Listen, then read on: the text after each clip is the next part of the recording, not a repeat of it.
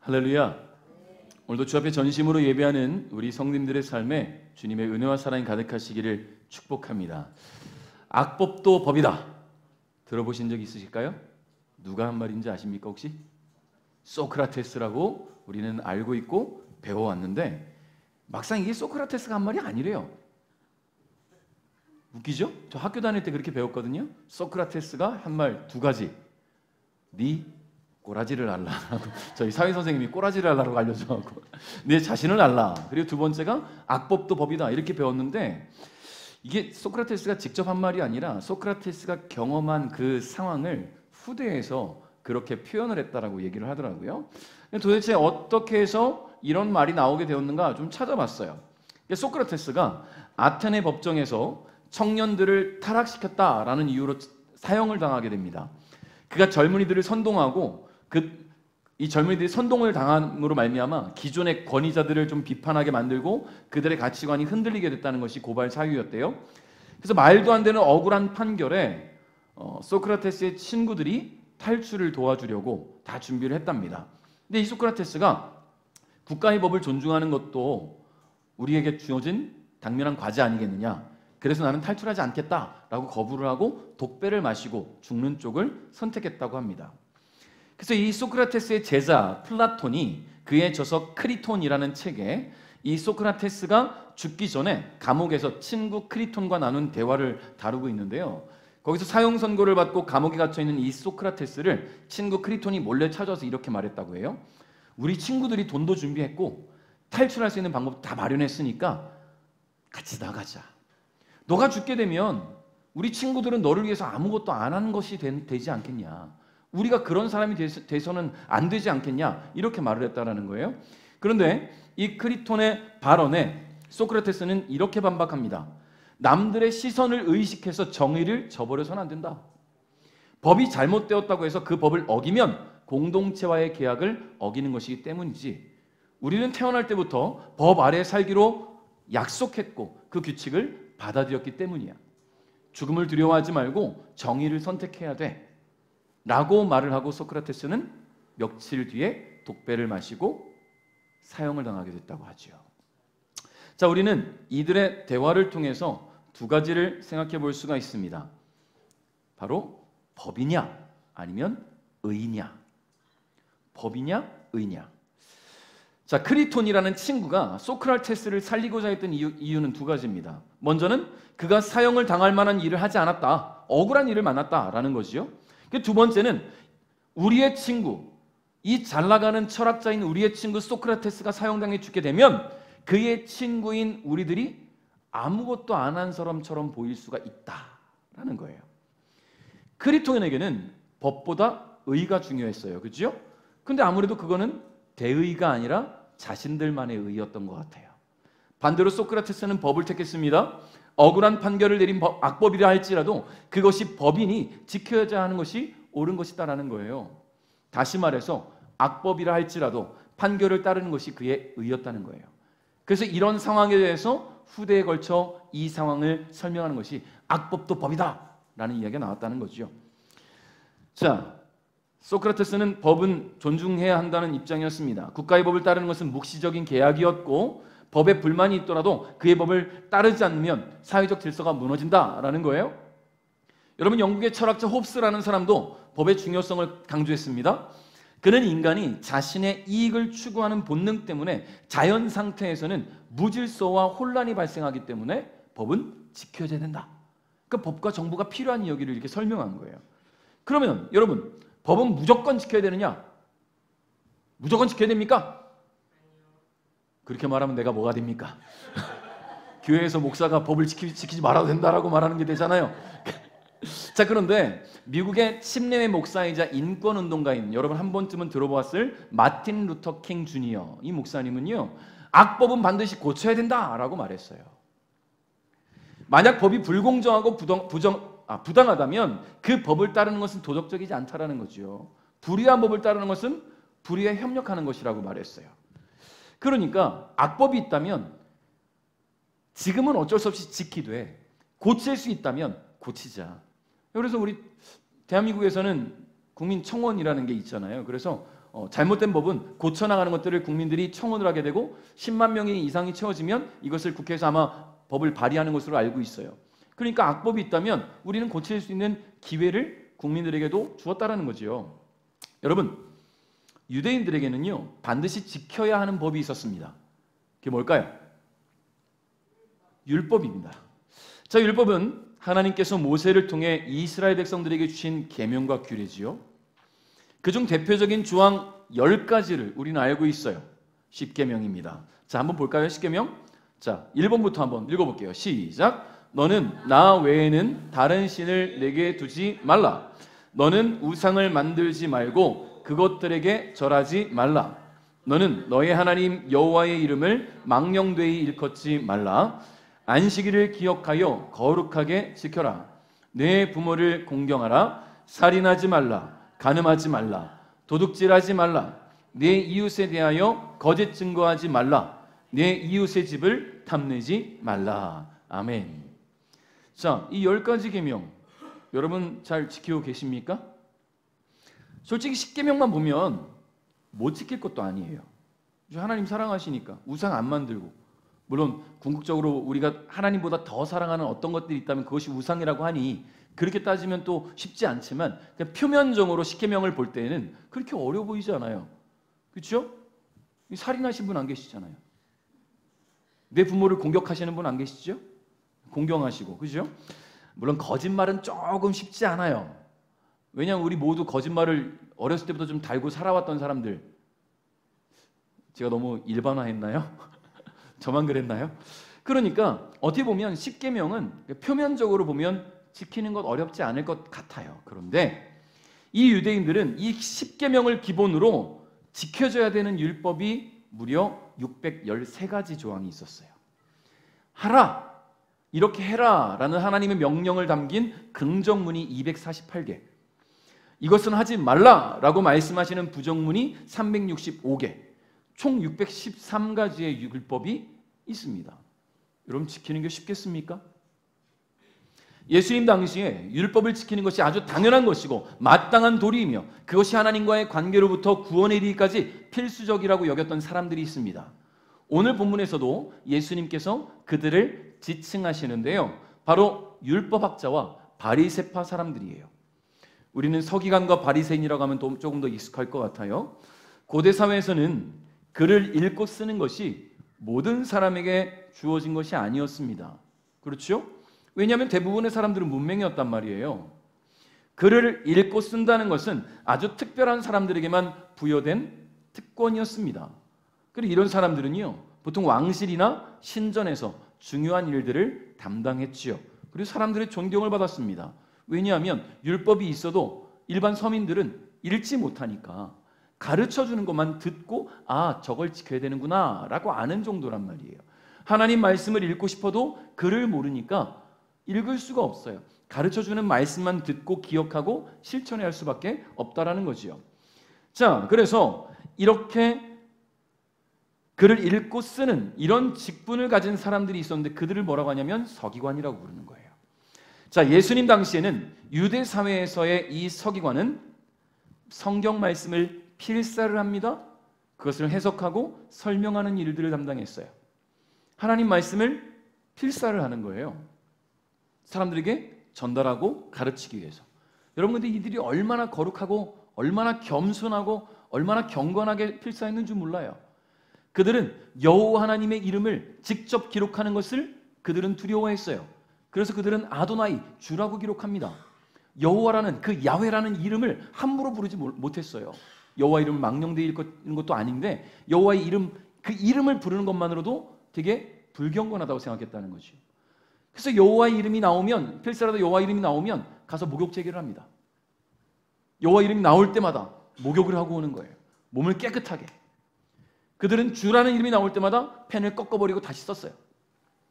여러분, 그런 열정과 그런 섬김과 헌신과 겸손과 거룩함과 경건함이 이 서기관들에게 있었다라는 거예요. 자, 그래서 이 서기관들은 율법의 전문가가 될 수밖에 없겠지요. 그들은 율법의 전문가였습니다. 그래서 서기관을 쉬운 성경에서는 율법학자라고 번역하고 있습니다. 자, 서기관의 대다수는 바리새파에 속해 있었어요. 자, 바리새인들을 말한다는 거죠. 이 바리새인은 유대 사회의 종교적, 정치적 지도자 중에 하나였는데요. 율법을 철저하게 지키고자 노력했던 사람들을 바로 바리새인이라고 말합니다. 오늘날로 말하면 하나의 정당 같은 거예요. 민주당이냐, 국민의힘이냐. 제가 지난번에 어떤 예능 프로그램에서 게임을 하는데 당으로 끝나는 말 3가지 했더니 이 출연자가 민주당, 그러니까 한쪽으로 치우치면 안 되잖아요. 그러니까 그때는 새누리당 하는 거예요. 근데 거기서 하나를 더 나와야 되는 갑자기 공산당 이러는 거예요. 민주당, 새누리당, 공산당. 자, 공평하게 끝내더라고요. 자, 여러분, 그래요. 정당 같은 거예요. 정당에 가입한 당원 같은 개념이 바로 바리새인들이라는 거예요. 왜냐하면 바리새파도 있고 사두개파도 있었단 말이죠. 근데 이 바리새인에서 바리새라는 말이 무슨 말인가 보니까 분리된 자들, 구별된 자들 이런 뜻이에요. 그게 무슨 말인가 보니까요. 기원전 2세기에 그리스에는 세속적인 문명이 막 퍼져나가고 이 세속적인 문명이 전 세계로 퍼져나가기 시작했어요. 그럴 때에 이 세속화의 흐름에 반대하고 유대인의 순수성을 보존하려고 했던 사람들이 이 바리새인들이란 말이에요. 우리는 분리된 자들이야. 세속적인 것과 분리됐어. 우리는 거룩한 사람들이야 라고 생각했다는 거죠. 바리새인들은 구약 성경에 기록된 율법과 그 해석을 아주 엄격하게 지켰습니다. 예수님 당시 6,000명 이상의 당원들이 있었고요. 회당 조직을 통하여서 전 유대 사회에 영향력을 끼친 사람들이 바로 이 바리새인들이에요. 다수의 뛰어난 율법학자가 바리새인 출신이고 유대인들에게 인정받고 존경받는 수많은 사람들이 이 바리새인들 중에서 나왔어요. 그런데 오늘 예수님께서 아주 충격적인 말씀을 하십니다. 어떤 말씀이신가? 20절 말씀을 같이 읽어봅니다. 시작.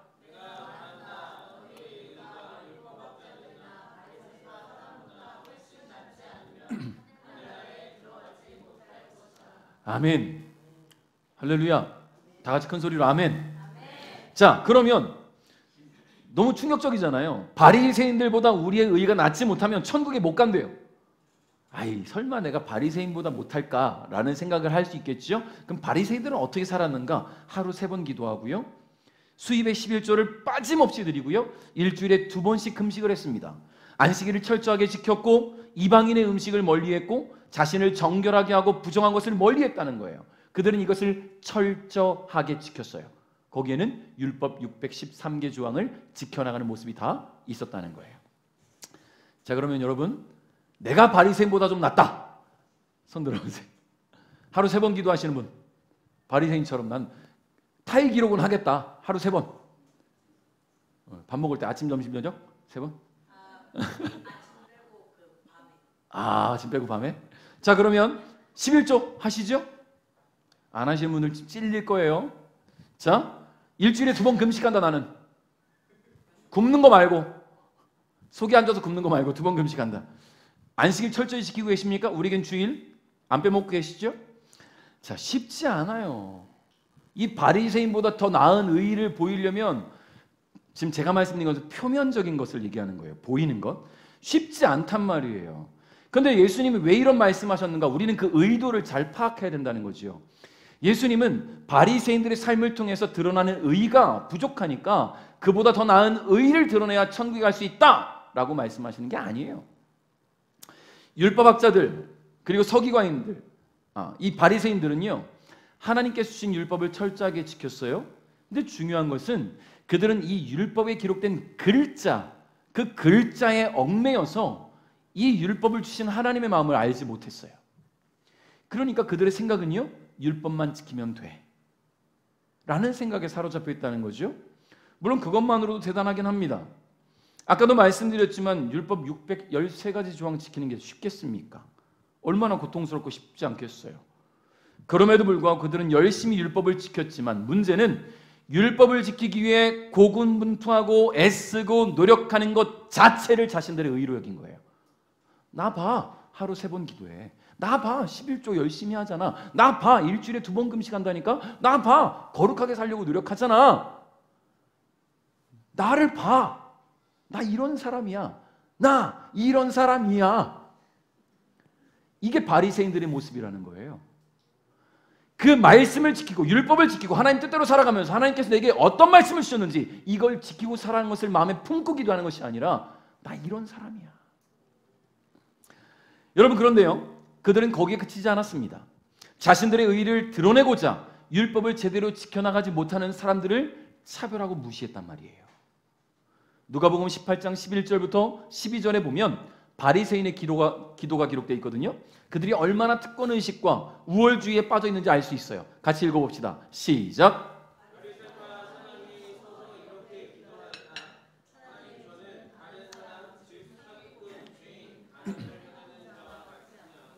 이 세리와 같지 않은 것에 감사를 드립니다. 저는 일주일에 2번씩 금식하며 모든 수입의 11조를 바칩니다. 아멘. 자, 이 사람들은요, 경건하게 묵묵히 율법을 지키면서 자신의 삶을 하나님께 드린 게 아니었어요. 율법대로 살아가는 자신들의 모습을 다른 이들에게 드러내는 것을 기뻐했단 말이에요. 그래서 이 바리새인 기도하는 거 보세요. 성전에 와서 조용히 기도하는 게 아니라 모두가 볼 수 있도록 서서 기도합니다. 큰 소리로 말이죠. 그는 사기꾼과 죄인, 간음을 행한 자보다, 저 세리보다 자신이 더 나은 삶을 살아가고 있다고 입술을 열어서 큰 소리로 감사하는 기도를 올렸어요. 또 일주일에 2번씩 금식하고 수입의 11조를 바치는 것을 다른 사람들이 다 듣도록 기도했다란 말이에요. 여러분, 그의 기도는요, 하나님을 위한 기도가 아니에요. 자신을 위한 기도입니다.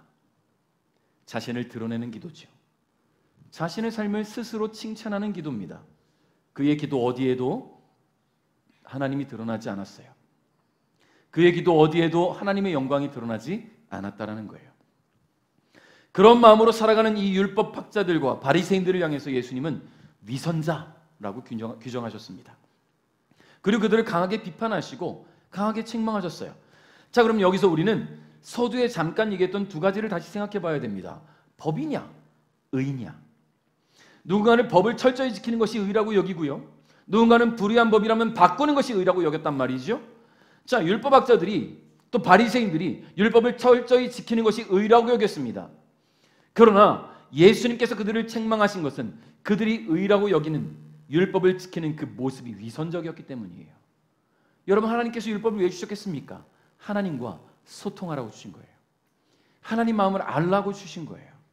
율법을 지킴으로 말미암아 하나님이 우리에게 어떤 감정을 갖고 계신지, 우리를 얼마나 사랑하시는지, 우리에게 이 땅을 어떻게 살아가게 하신지를 알라고 주신 게 율법인데, 그 율법을 지키면서 하나님과의 관계는 없고 하나님과의 소통은 없고 자신을 드러내는 것으로 스스로 만족하고 있는, 그것을 의로 여기는 그들이 예수님은 위선자라고 말씀하신 겁니다. 마태복음 23장 13절 한번 읽어볼까요? 시작.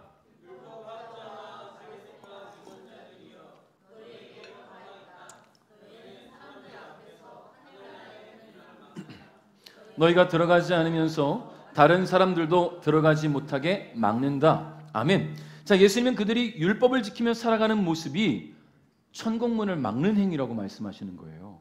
율법을 지키는 게 너무나 쉽지 않은 일이고 존경받고 존중받는 바리새인들이 그들이 율법 지키며 살아가는 게 오히려 천국문을 막는 행위다.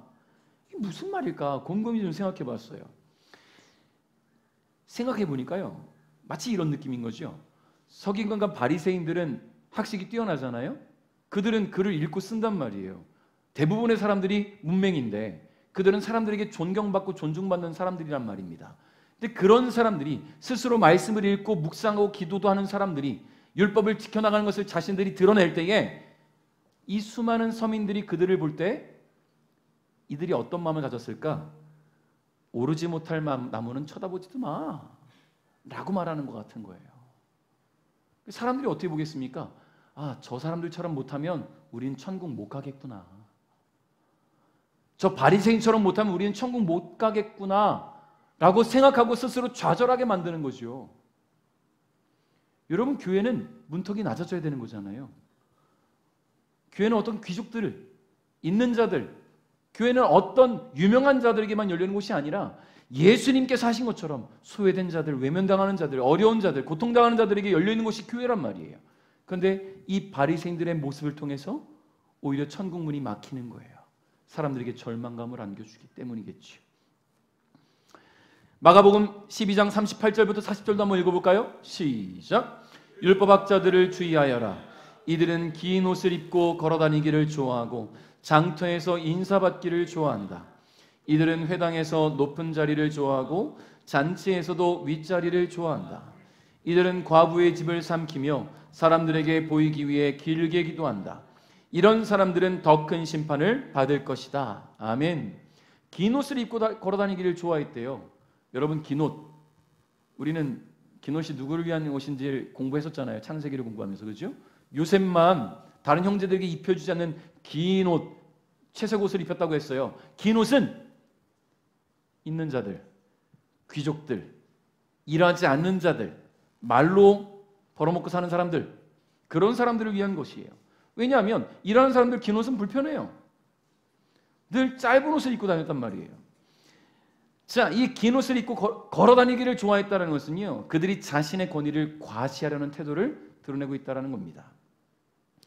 수많은 사람들이 보는 곳에서 긴 옷을 입고 이 옷만 봐도 사람들이 바리새인이구나, 율법학자구나, 저들은 존중받아야 돼, 옷만 봐도 그렇게 알게 하는 거예요. 여러분, 조선시대에 대감님 지나가면, 마차 지나가고 긴 옷, 멋있는 그런 의복을 입고 지나가면 사람들이 다 엎드려 절하잖아요. 마치 그런 거지요. 드러내고 과시하려는 모습 아니겠습니까? 그들은 자신의 지위를 드러내고 권위를 드러내서 사람들에게 인정받는 것을 기뻐하였다는 거예요. 그들의 삶의 모습 어디에도 자신들이 열심히 섬기는 하나님이 드러나지 않았어요. 또 누가복음 11장 42절 읽어보겠습니다. 누가복음 11장 42절 시작.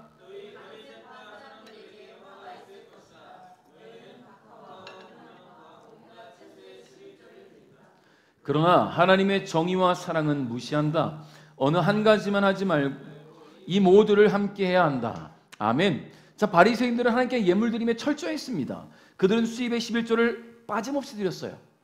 안 빼먹었어요. 11조는 도둑질이라고 생각했어요. 말씀대로 했습니다. 근데 중요한 것은 율법에 정한 그 규례대로 11조를 드리는 것이 나의 의니까. 사람들 앞에 내가 11조 하는 것을 드러내야 되기 때문에 11조를 빼먹을 수 없는 거예요. 하나님과의 관계, 하나님의 뜻을 분별하는 것엔 관심이 없었습니다. 내가 11조를 드림으로 사람들이 나를 지켜보는 것에 만족하는 거예요. 예수님은 이와 같은 율법학자들과 바리새인들의 형식적이고 위선적인 신앙을 아주 강하게 비판하셨어요. 겉으로는 경건해 보이는 그들은 내적으로는 아주 썩은 사과처럼 부패했다는 거지요. 그들은 하나님의 기쁨이 되기 위해, 율법을 지키기 위해 11조를 드린 것이 아니라 자신들이 하나님 앞에 경건 생활을 철저하게 해오고 있다는 것을 남들에게 보이는 것에 기뻐했습니다. 율법을 지키는 자신을 드러내는 것이 그들의 의였다는 것이지요. 그러면 오늘 예수님께서 하신 말씀을 다시 한번 묵상해 봐야겠죠? 20절 말씀 다시 읽어봅니다. 시작.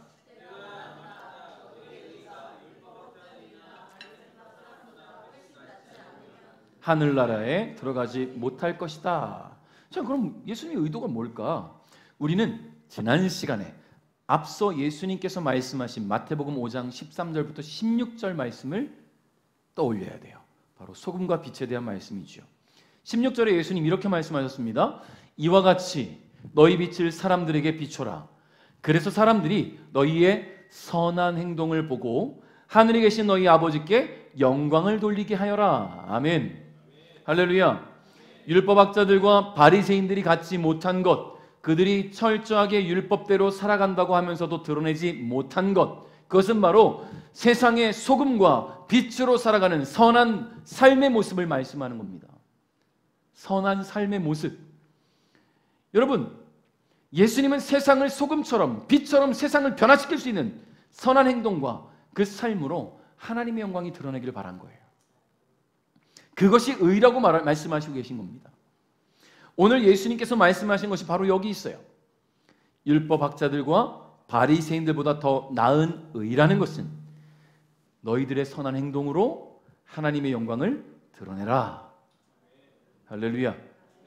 형식적이고 위선적인 행동만을 중요시하는 그들과는 반대되는 것, 즉 하나님을 향한 내면적 열정과 이웃과 세상을 향한 그 사랑에서 비롯되는 본질적이고 풍성한 그런 의를 말씀하고 계신 겁니다. 예수님은 이 제자들이 율법의 근본 정신이 망각된 외형적 의가 아니라 그 내면에서부터 나오는, 내면에서 우러나서 겉으로 드러나는 그런 의가 나타날 수 있기를 바란 것이었어요. 그것을 요구하신 것이었어요. 그것을 오늘 저와 여러분에게도 요구하고 계신 겁니다. 사랑하는 성도 여러분, 사실 우리의 외형적 신앙의 모습은 율법학자들과 바리새인들의 모습을 따라가기에는 어떻게 보면 한참 모자랄 수 있어요. 표면적으로 보면 우리는 그들을 어떻게 따라갑니까? 그들처럼 하나님께서 주신 율법에 목숨 걸고 살아가는 그런 신앙생활은 분명 쉽지 않아요. 그러나 우리는 주님이 요구하시는 것이 무엇인지 깨달아 알았단 말이죠.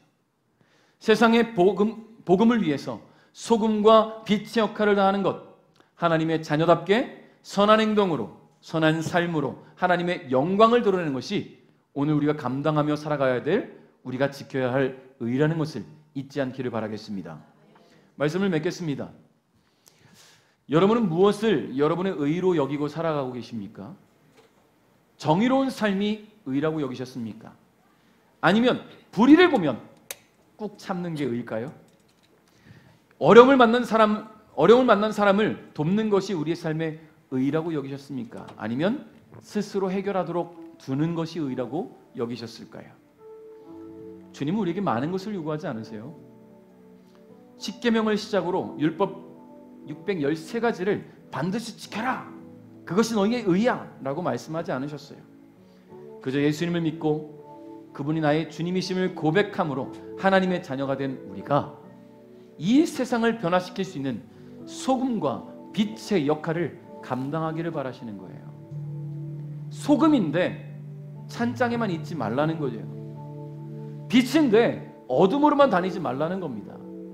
여러분들이 하나님을 알지 못하는 그 어두운 세상 속에서, 맛을 잃은 세상 속에서 소금이 되기를 바라시는 거예요. 빛이 되기를 바라시는 거예요. 그러면 역할을 감당해야죠. 그것이 우리의 의잖아요. 그래야만 천국 갈 수 있다고 말씀하시니까요. 여러분의 삶의 현장에서 만나는 수많은 사람들에게, 복음을 알지 못하는 사람들에게 주님을 증거할 수 있기를 바랍니다. 복음의 화신들이 될 수 있기를 바라요. 여러분 스스로를 활활 태워서 주변을 다 변화시킬 수 있기를 바랍니다. 우리가 행하는 아주 사소한 선한 일들도 우리 주님은 기뻐하신단 말이에요. 여러분 그러려면 우리는 말을 바꿔야 돼요. 부정적인 말보다 긍정적인 말로. 우리의 생각을 바꿔야 된단 말이죠. 부정적인 생각이 아니라 긍정적인 생각으로. 만나는 사람들에게 화가 아니라, 분노가 아니라 친절과 감사로 다가갈 수 있길 바라요. 때로는 억울한 일을 만날 수 있어요. 소크라테스처럼. 그 억울한 일을 만났다고 대번에 화를 내고 분노하고 나 억울해 라고 말할 것이 아니라 그 억울한 감정과 상황을 주님께 아뢰십시오. 그런 억울한 감정, 그런 상한 감정을 가지고도 세상을 변화시킬 수 있는 여러분 될 수 있길 바라요. 주님이 위로하실 줄 믿습니다. 주님이 길을 열어주실 줄 믿어요. 주님이 비전을 주시고 소망을 주실 줄 믿습니다. 그래서 하나님 나라 백성답게 이 땅에 사는 동안 하나님이 가장 기뻐하시는 삶의 모습들을 이루며 살아가는 우리 베델가족 여러분 될 수 있기를 주님의 이름으로 축복합니다.